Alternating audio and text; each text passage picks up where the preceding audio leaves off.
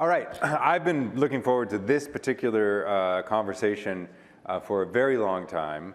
About a year and a half ago, I started drinking Athletic Brew. And I read up about the company, and it's just such a great story. And it is so perfect for this stage. So please join me in welcoming the co-founder and CEO of Athletic Brewing, Bill Shufelt. And he's got a beer. I love it. And we have beer here as well. We're going to drink a beer and talk about beer. Because these are actually good. Sorry, Heineken NA. Well, I think that's because for the first time, non-alcoholic beer emerged from a love of beer. Yeah. Not as a much lesser than substitute. Right, exactly. The come from was a much different place. So, we can kind of start at the beginning. You were had a successful career in finance. Why did you decide all of a sudden, I'm just going to leave that and enter one of the hardest parts of the hardest markets, right, which is non-alcoholic beer? I definitely got those warnings, especially from my father, that the second we have an inkling of success, that it will be so competitive, right, we won't be able to break through, which was probably very good advice. And we were 100% delusional. I guess, back to my financial career, it was a great career on paper. I thought I was going to do it the next 25 years, and I was off and running.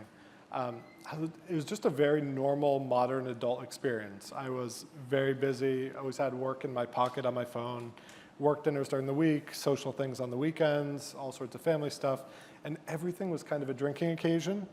And as I was about to turn 30, I was looking at all the variables in my life, and I wanted to sleep a little better, eat a little better, be a little more present with my family. I was about to get married, be better at my job, really focusing on my career, be a little healthier, and they're all such normal things. And I was like, this is probably a very normal adult experience, but alcohol was a ceiling on all those variables in a way, and it took me a long time to realize that.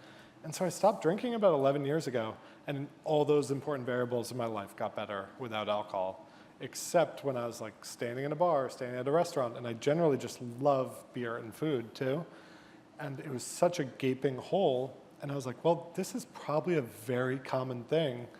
And so I mentioned it to my wife, and my wife was like, you should fix that. And so I started to look into it, and the snowball really started to roll from there. Yeah. The non-alcoholic. Oh, sorry. I just kind of had to wait for that because it's just a nice accent to the conversation. I swear, if I go out and I'll drink a couple of these, and maybe everyone else I'm with they're drinking, I start to feel buzzed, just because by habit. Yeah. I'm like, wait a minute, I'm drinking non-alcoholic beer, but it's sort of like, well, it's almost there's a mental block that I think your brand addresses, which is that, okay, I'm drinking whatever it was, O'Doul's, and so I'm supposed to have a shitty time, and and everyone else is having fun, right? But that doesn't happen with this brand, So how did you think about crafting that brand? Well, you named it Athletic, right? Give us a little bit about that. Yeah, so there's the after you crack the beer moment where, like you said, there's a placebo effect, and I think that's ingrained in us. Humans have been drinking beer for 5,000 years when they're relaxing, when they're with friends, when they're with family, when they're winding down, when they're celebrating. And so when you smell the malt and the hops and you have it in your hand and you're socializing or you're just relaxing at home, I think there's some innate placebo effects that take over, which is great. But the product itself and the marketing have to deliver on that to have it carry through and be a repeatable habit too. Right. Where after you open the can, it actually has to taste delicious. It can't just say it's going to taste delicious and fall flat. But then on marketing too, previously, like you referenced, non-alcoholic beer and the occasions you drank it were highly stigmatized occasions. And for whatever reason, medical or recovery or anything, we wanted, and here I was, a normal, busy, modern adult who just wanted to be a little bit better and a little more productive and a little healthier. And so I wanted to tell that story of my life in the can and the marketing, and we did that through the outdoors, through aspirational positive marketing. And so I definitely don't want this to be like, I am Athletic Brewing. My co-founder, John, is one of the most talented people I've ever met. And he's kind of the technical brewmaster of the founding pair. And then we have an amazing team of 250 people who are all incredible. When we started, John was like, if we nail the beer, we're going to be good. And I told him 50%, if not more, of our success needs to be the marketing and our messaging and the education. I think it was the founder of Sony who said, more important than the product innovation themselves is the education of the entire category for people, to permission them to use the products. And that is like so much of what we had to do, is like get beer into people's hands to let them enjoy it and be socially permissioned to do so.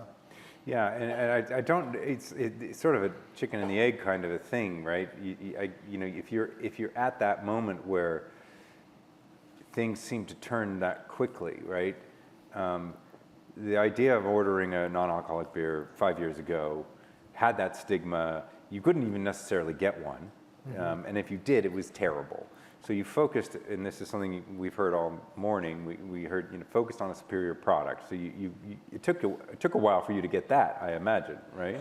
Yeah, basically a year of homebrewing on Gatorade jugs. 9 months in an empty warehouse with John, like literal Gatorade jugs stacked 3 in a row.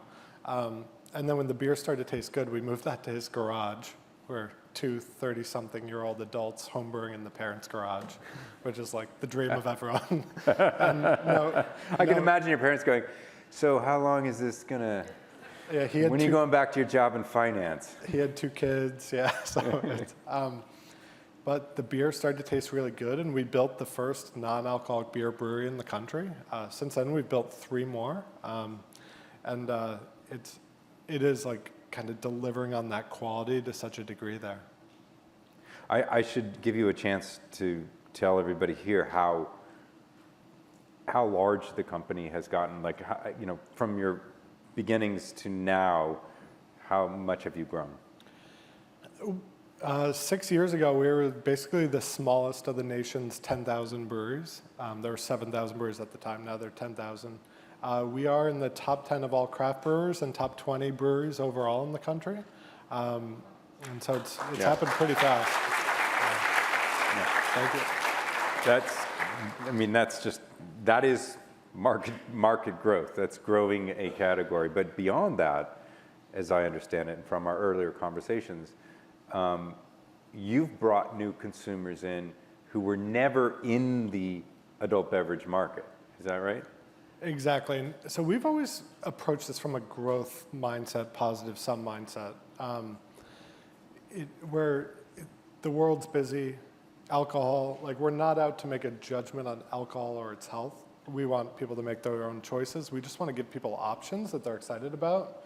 But alcohol in today's modern busy world very often is defined to very limited occasions, like 1 day a week, certain hours of that 1 day a week even. And we saw beer having potential of 7 days a week, multiple different times during the day, as a meal pairing of any meal you're having all week. And so there was an opportunity to have enormous occasion explosion, but also population. 60% of US adults have 0.1 drinks or less per week. So it is an enormously underserved adult beverage market that it was so simple and hiding in plain sight, because the alcohol industry was thinking alcohol only and not being, and so they were focused on the 40% of people, or really like 60% of people with some regularity. But we saw the days of the week and the additional 60% of the people coming in, and that's what we hear over and over again is we hear 30% of our volumes coming from totally outside the beverage alcohol world, and which is a huge additive also, but 85% of our consumers still drink alcohol at their other occasions. It's just whole new occasions. Yeah, and that is really thinking outside the box. But you had to operate inside the box of the beverage industry and the adult beverage industry. You had to get retailers, you had to get distributors, you had to do all that stuff that you just have to do. how did you, what was the go-to-market there? How did you get them to get on board with distributing you? Now you have a direct-to-consumer business model as well. Mm-hmm. I'm one of them. Thank you. My next case comes on July 21st. Thank you. But like, how did you get the rest of the market to say, yeah, we'll give you a shot? It was really brick by brick and authentic to make the first breakthrough. So in meeting our co-founder, John, I talked to hundreds of people to convince one brewer to come online. Then in our angel round to build that first brewery in the country, it was 120 investor meetings. To get our first distributor to agree to carry us, I had to go out and get 300 Connecticut retailers basically to commit to ordering the beer before it could get on the trucks of the distributor. And so it was like all very labor intensive to get just from 0 to 1. But then once we launched with the distributors, we found that there was a population of people just kind of circling, waiting for that area to change. And the data was there basically right from the start. And I supported our initial launch with hundreds of samplings and thousands of cans in hands that first summer. Just putting beer in people's hands and telling them about the brand and kind of like oozing with authenticity. And but from there, the data started to speak for itself. And so that the second through 240th distributor got increasingly easy. Every investment round has gotten increasingly easy. Hiring in the beginning was impossible for me and John. Like literally nobody wanted to work with us or had any excitement in the industry. We'd go to beer conferences with like 10,000 people and try to talk to people and like walk away with like no warm leads. And which is so sad. Unbelievable. And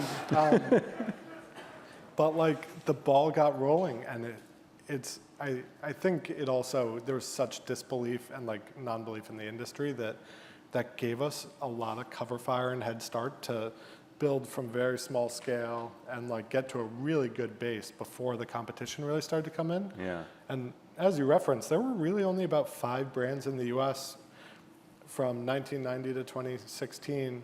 With Athletic launching then, there's now about 150 brands in the US and non-alcoholic beer. Growing the market right there. But before we go on, because I was going to ask you about that competition, I want to call the video if we've got it, which kind of gives a little bit of overview of your story, because you've been talking about those early days. But I think this video kind of gives everyone an idea of where you are now.